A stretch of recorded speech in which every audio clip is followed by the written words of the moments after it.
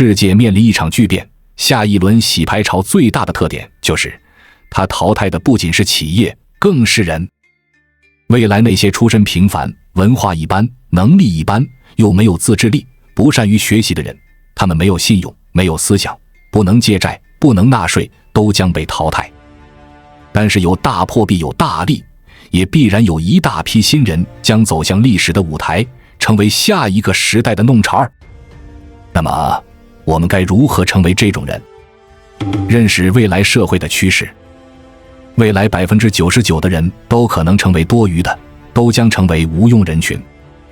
人类会逐渐把工作和决策权交给机器和算法来完成，多数人将沦为无用人群。只有少数精英才能真正享受到新技术成果，用智能的设计完成进化，编辑自己的基因，最终与机器融为一体，进阶为智神，主导社会发展。为什么会出现这种结果呢？首先，由于科技的进步，未来的社会根本不需要那么多人去劳动，也足以养活全社会的人，于是社会不再需要发动全员劳动。其次，算法推荐已经充斥所有的互联网平台，在算法推荐面前，人类越来越不需要独立思考了，对推荐过来东西不加思考的全盘接受，人类的独立思考能力正在退化。综合以上两点，再根据生物进化的用进废退原则，人在某一方面越懒，这方面的能力就会退化，所以人的劳动能力和思考能力都在退化。一旦丧失了劳动和思考这两大特性，人类还是人类吗？但无论如何，这是社会发展的必然趋势，只要科技在进步，这一步必然发生，这一天早晚会到来。按照这种趋势，未来 99% 的人都将进化成无用之人，被一层层的折叠起来，只有 1% 的人将进化得越来越聪明，引领社会的进步。区分两种人的根本区别。如何判断你是 99% 的人还是那 1% 的人？首先来看一下这两种人的根本区别。这 99% 的人是被算法型的人，他们每天刷刷短视频，看看直播，玩玩游戏，充当社会的吃瓜群众，各种浅层次欲望会被满足。他们是社会资源的消耗者，他们对世界的唯一的贡献就是顺应了商家的算法机制，符合商家设计的各种逻辑，融入到平台的算法里，成了大数据的一份子。1% 的人是反算法型的，他们的行为是反人性的，也是反算法的。他们善于克制自己的欲望，不贪图浅层次的刺激，不断的自律和精进，延迟满足，是长期主义者，并且不断产出信用资产，包括产品、作品等等。这种人将引领社会的进步。你是被算法型的还是反算法型，决定了你是哪一类人。当然，虽然 99% 的人已经没什么用处，但是由于社会科技水平的提升，社会已经有足够的资源养活他们，哪怕这些人不能创造任何价值，但出于人道主义，依然可以把他们养活、圈养起来。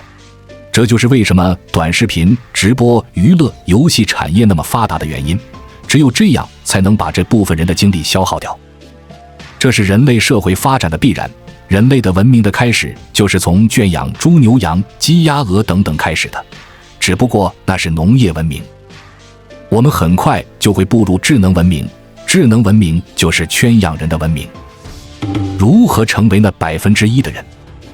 那么未来作为一个普通人，我们该怎么办？其实我一直在思考一个问题，究竟是什么东西让一些学生成绩优秀的人后来成了特别平凡的人，而又让那时候看起来平凡无奇的一些人做出了特别出色的成绩？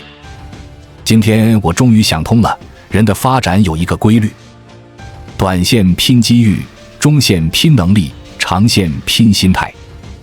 未来的时代，靠谱比聪明重要，热爱比努力重要，匠心比拼搏重要。其实人的财富就像投资品价值一样，是存在均值回归的。那个均值就是你的冲动，是你的热爱，是你的理想。未来是自由度越来越高的时代，也是在个体崛起的时代。当束缚我们的框架越来越少时，我们每个人都会越来越接近我们最想成为的模样。决定我们每个人归宿的，一定是我们的能力和欲望综合而成的那个自己。时代真的不一样了，每个人都将成为最接近自己的人。因此，未来每个人最重要的事情是如何找到自己，认识自己，并成为最好的自己。看一个人是不是开悟，就看他是不是开始从外求变成内求。向外物寻求真理，大错特错，打破外物才见真空。纵观历史上那些悟道的过程，就是一个破除外物寻求本心的过程。我是谁？我的性格如何？我有什么优缺点？我适合做什么？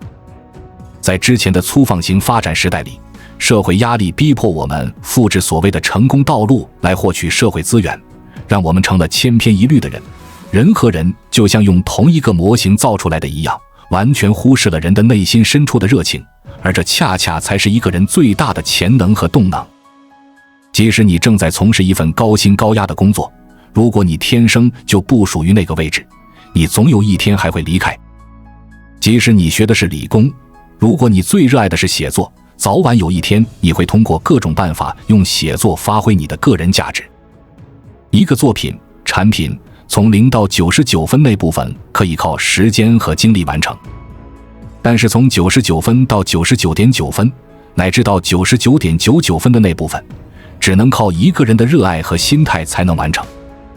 未来越能发挥出自己兴趣和热情的人，越不需要依附某个公司，他们可以利用互联网获得巨大影响力和资源，而迅速崛起，成为超级个体。为什么很多人不值钱？如今很多人整日忙忙碌碌，却分文不值。为什么不值钱呢？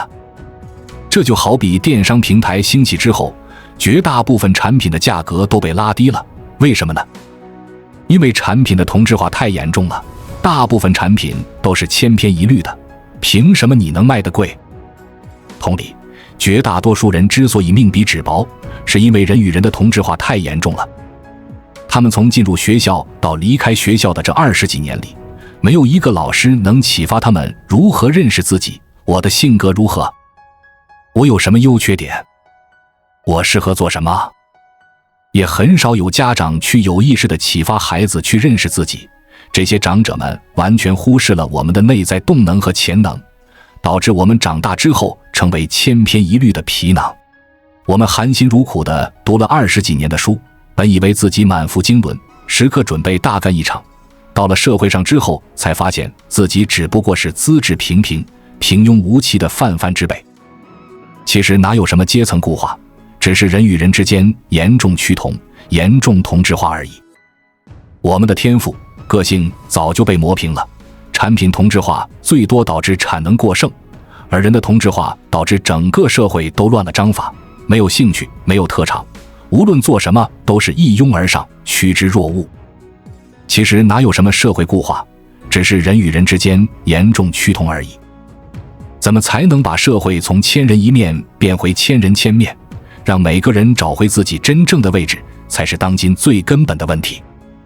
在钢筋泥土的时代，衡量一个人的价值是看他被打磨的成本是多少，不需要你有多少想法，只需要你很容易被管理和使用。人只不过是大机器上的一个零部件。在我们进一步探索之前，我们有一个激动人心的消息要告诉大家，我们已经开通会员功能了。现在您可以加入我们的会员大家庭，享受会员专属影片和更多独家内容。别忘了关注才知道，并点击小铃铛，我们将继续揭示更多关于金钱的真相，助你迅速实现财务自由。而且在经济上行时期，大家不需要关注自我特性，只要有胆子往前冲就行了。而如今经济已经趋于平缓，并且到了精耕细作的时代了，这时只靠胆子和勇气已经不行了，大家必须深度挖掘自我，需要寻找内心深处的热情。未来衡量一个人的价值是看他的个性和特长究竟有多出众，太需要你有自己想法了，你要能超越框架的束缚，善于各种创新。所以我们完全不需要再羡慕那些高薪的白领们。当工厂里的蓝领以大规模被机器取代时，想想那些写字楼里整天重复做 PPT 的白领们，他们在人工智能时代还能安稳多久？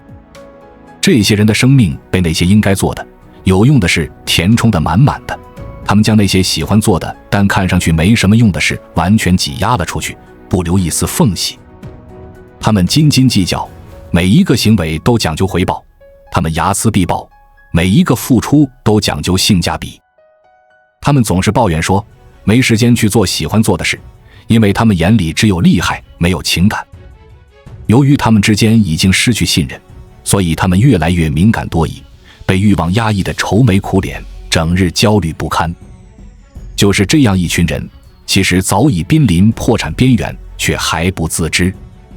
他们要么靠所在的苟延残喘的机构活着，要么总以为自己换一个公司就可以度过危机，却不知一场专门针对他们危机正在来袭。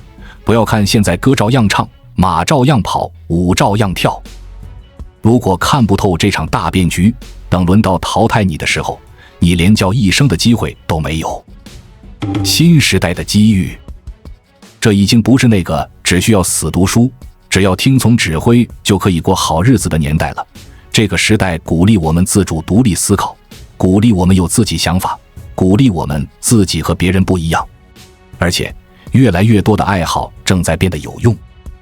写作画画有自媒体，唱歌有直播，跳舞有短视频平台，表演有视频网站。这就是这个时代的美好之处，它鼓励每个人找到自己的特点和长处。从现在开始，一定要倾听内心的声音，一定要走出平庸的轮回。全球经济正在开启精耕细作的模式，大张大合的动作很少了，未来暴利行业会越来越少，一夜暴富一本万利的时代一去不返了，一夜成名的事情即便发生，也往往是昙花一现。未来更多的是各种细节的完善，需要的是耐心、匠心、热心。每个人必须摆正自己的心态，找准自己的位置，开启辛勤耕耘的模式，扎扎实实的去创造，才能在这个社会里生存。这是一个最好的时代，每个人都能各尽其才，各司其职，你的才华和创造力再也不被琐碎的生活摧残。不管你是想劈柴喂马，面朝大海，还是想周游列国，世外桃源，不管你是想以悠悠岁月立一技之长，还是想宠辱不惊，看尽人间花开花落，都可凭兴趣和才华过上你所向往的生活。这也是一个最坏的时代，传统组织会在转型过程中遭受撕裂一般的剧痛，一部分人会因为适应不了这种变化而愤愤不平，他们会因为被淘汰而失望。的确，这个时代很美好，也会残酷，你若不能创造价值，就没有存在价值。不管你信不信，这个世界只会变得越来越公平。固步自封，落后守旧者一定会被淘汰，创造者与创新者一定能获得更大的自由。未来越稀缺，越有特长的人或企业越有价值，无可取代即等同于无限价值。全球经济的上一波红利是人口红利，是按人头算的。下一波红利是人心红利，将每个人内心深处的热爱和兴趣激发出来。未来最好的投资其实是自我投资，是对自我的深度发掘，并且能更加精准的定位。在之前，一个人的兴趣和赚钱往往是分开的，而当社会高度繁荣之后，每个人必须开始靠个人特质赚钱，要变外求为内求，这就离不开自己的兴趣和专长。各大互联网平台的兴起，也让每一个兴趣都有了变现的机会，很多网红都是这样做起来的。如何通过自己擅长的事赚到钱？这个问题不仅关乎个人发展，更是关乎如何在这个竞争激烈的社会中找到自己的立足之地。让我们深入探讨这个话题，为你提供更全面、更具体的指导。首先，我们需要明白一个核心原则，把自己最擅长的事，用别人最需要的方式去做。这听起来简单，但实际操作起来却需要深思熟虑。很多人陷入一个误区，认为只要做自己喜欢的事就能成功。然而，事实并非如此。我们做事不仅要让自己开心，更重要的是要对别人有价值。只有当我们的技能或产品能够解决他人的问题或满足他人的需求时，我们才能真正创造价值，进而获得回报。那么，如何将自己喜欢的事转化为对他人有价值的事呢？答案是通过刻意练习。刻意练习不同于简单的重复，它需要我们有明确的目标，不断挑战自己的极限，并从错误中学习。例如，如果你喜欢写作，不要满足于随意涂鸦。你可以研究市场需求，了解读者喜好，有针对性地提高自己的写作技巧。也许你可以尝试写一些实用性的文章，如如何提高工作效率或10个省钱小妙招。这些内容不仅能让你享受写作的乐趣，还能为读者提供实际价值。这种方法的好处在于，它既没有丢掉自己的兴趣和特长，又时刻关注他人的需求。这正是符合道的做法。在东方哲学中，道常被理解为宇宙的运行规律或人生的正确方向。在商业领域，我们可以将其理解为找到个人兴趣与市场需求的平衡点。然而，仅仅找到这个平衡点还不够，我们还需要在选择的领域中追求卓越。有一个重要的原则值得记住：在开始一个事业之前，你要有信心能超过这个领域的99%的人，否则就不要去做，直到你找到这件事为止。这个标准看似很高，但它其实是在提醒我们，不要轻易进入一个竞争激烈的市场，除非你有足够的实力和信心。这就引出了一个重要的观点：选择大于努力。很多人急于开始他们的事业，但其实更明智的做法是把时间和精力花在寻找正确的方向上。就像古语所说，磨刀不误砍柴工。然而，现实中很多人都把100%的精力都用在了砍柴上。他们拿着一把钝刀，每天都只盯着眼前的柴，却从来不想去磨刀。这就是用行动上的勤快弥补大脑上的懒惰。这种现象在当今社会尤为普遍。绝大部分人每天疲于奔命，满地寻找金子和面包，他们两眼放光，却始终看不到那把能够打开自己思维牢笼的钥匙。这或许是人最大的可悲。他们忙碌着，却不知道自己在忙些什么；他们奔波着，却不知道自己要去向何方。在农业社会的时候，行动上的勤快确实可以勤能补拙。那时候，只要你勤劳肯干，就能有一定的收获。到了工业化初期，行动上的大胆也远胜过一切。那个时代，敢为人先者往往能获得巨大的成功。但当社会越来越成熟，情况就不一样了。现在，大脑的勤快压倒一切，大脑的成熟则决定一切。在这个信息爆炸的时代，我们需要的不仅仅是勤奋，更是智慧。我们需要学会思考，学会分析，学会做出正确的选择。这就像是在玩一个策略游戏，你需要审时度势，做出最优的决策，而不是一味地执行某个固定的策略。那么，具体来说，我们应该如何通过自己擅长的事赚到钱呢？以下是一些具体的建议。深入了解自己，在开始之前，你需要对自己有一个清晰的认识。你擅长什么？你的兴趣是什么？你的价值观是什么？这些问题的答案将帮助你找到适合自己的方向。可以通过各种性格测试、职业倾向测试来帮助你更好地了解自己。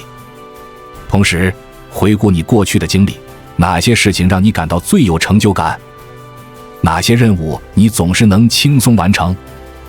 这些都是找到你擅长领域的重要线索。市场调研，了解自己后，下一步就是了解市场。你的技能在市场上有多大需求？竞争如何？有哪些潜在的客户群体？这些信息将帮助你评估你的机会。你可以通过各种方式进行市场调研，比如阅读行业报告、参加行业会议、与潜在客户交谈等。记住，市场需求是动态变化的，所以要保持对市场的持续关注。找到交叉点，将你的技能与市场需求进行匹配。最理想的情况是，你能找到一个你既擅长又有巨大市场需求的领域。这个过程可能需要反复尝试和调整。不要气馁，如果你一开始没有找到完美的匹配点，这是一个需要时间和耐心的过程。持续学习和提升，一旦找到方向，就要不断提升自己的技能。记住，你的目标是成为这个领域 top 1% 的人，这需要持续不断的学习和练习。制定一个学习计划，可以包括阅读相关书籍、参加培训课程、向行业专家请教等。同时，实践也非常重要，要不断将所学应用到实际工作中。建立个人品牌，在你擅长的领域建立自己的个人品牌。这可以通过写博客、录制视频、参加行业会议等方式来实现。让人们认识你、信任你，愿意为你的专业知识付费。个人品牌的建立是一个长期过程，需要持续输出高质量的内容，与你的目标受众保持互动。记住，一致性和真实性是建立强大个人品牌的关键。提供独特价值，思考你如何能为客户提供独特的价值。也许是你独特的视角，或者是你特殊的服务方式，让自己变得不可替代。这可能需要你深入思考你的优势是什么，你能为客户解决什么特殊的问题。有时候，独特价值可能来自于你多个技能的组合，而不是单一技能。建立多元收入，不要把所有鸡蛋放在一个篮子里。考虑如何将你的技能转化为多种收入来源。例如，如果你是一名摄影师，除了街拍工作，你还可以销售照片、开设摄影课程、写摄影教程等。多元化的收入来源不仅可以增加你的总收入，还可以降低风险，让你的财务状况更加稳定。善用科技，利用科技工具提高你的工作效率，扩大你的影响力。例如，使用社交媒体推广你的服务，使用在线平台销售你的产品。建立合作关系，寻找能够互补的合作伙伴。也许你们可以一起开发新产品，或者互相推荐客户。良好的合作关系可以帮助你扩大业务范围，获得新的机会。在寻找合作伙伴时，要注重价值观的一致性，这比短期利益更重要。不断创新，市场在不断变化，你也要随之调整。保持敏锐的洞察力，随时准备适应新的市场需求。创新不仅仅是指产品创新，还包括服务方式的创新、商业模式的创新等。要培养自己的创新思维，经常跳出固有思维框架思考问题。建立良好的客户关系，记住，留住老客户比获取新客户更容易，也更经济。提供优质的客户服务，经常与客户沟通，了解他们的需求变化。好的口碑可以帮助你获得更多的推荐客户。合理定价，不要低估自己的价值。研究市场价格，根据你提供的价值合理定价。同时，也要考虑不同的定价策略，比如是否提供不同档次的服务来满足不同客户的需求。时间管理，学会管理你的时间和精力，识别哪些活动能为你带来最大的回报，优先处理这些任务。同时，也要学会说不，不要把时间浪费在低价值的活动上。财务管理，赚钱只是第一步，管理好你赚到的钱同样重要。学习基本的财务知识，合理规划你的收支。考虑将部分收入用于再投资，以促进你的技能和业务的进一步发展。保持平衡，虽然追求成功很重要，但也不要忽视生活的其他方面。保持工作和生活的平衡，照顾好自己的身心健康。记住，只有保持良好的状态，你才能长期创造价值。记住，成功不会一蹴而就，它需要时间，需要耐心，需要持续的努力。但只要你找到了正确的方向，并且不断精进自己的技能，你就一定能够通过自己擅长的事赚到钱。最后，让我们再次强调选择大于努力这个观点。在开始你的事业之前，花时间深思熟虑是非常重要的。不要急于行动，而要先确保你选择了正确的方向。就像下棋一样，一个好的开局往往能决定整盘棋的走向。同样，在事业上做出正确的选择，可能比之后付出再多的努力都要重要。所以，如果你还没有找到自己真正擅长且有市场的领域，不要着急，把时间和精力投入到自我探索和市场研究中。这个过程可能会很漫长，可能会让你感到焦虑，但请相信，这是值得的。因为只有当你找到正确的方向时，你的努力才能发挥最大的价值。总的来说，通过自己擅长的事赚钱，需要我们在个人兴趣和市场需求之间找到平衡，不断提升自己的技能，并且有智慧地选择自己的方向。这是一个需要耐心和智慧的过程，但只要我们坚持下去，终会找到属于自己的成功之路。在这个过程中，保持开放和学习的心态至关重要。世界在不断变化，新的机会总是在出现。也许你现在擅长的事情，在未来可能会有更大的市场，或者你可能会发现自己的技能可以应用到一个全新的领域。所以要保持好奇心，不断探索，不断尝试。同时也不要忽视网络的力量。在这个数字时代，你的才能可以更容易地被全世界看到。利用社交媒体、在线平台等工具，你可以接触到更广泛的受众，找到更多的机会。但记住，在网上展示自己的同时，也要注意保护自己的隐私和知识产权。最后，记住成功的定义是个人的，不要总是拿自己和别人比较。每个人的路径都是独特的，你的成功应该建立在你自己的价值观和目标之上。